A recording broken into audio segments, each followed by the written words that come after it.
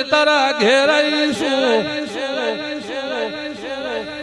મેં તારા ઘેર જવા માટે પેલા 3 રસ્તા છોડ્યા છે ચોથે રસ્તે તારા શેરી વળીશું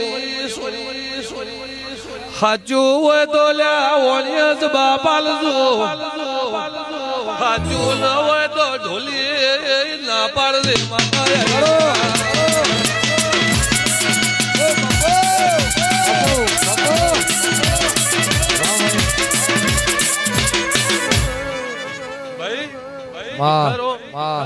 હું બોલું ભાઈ કે 3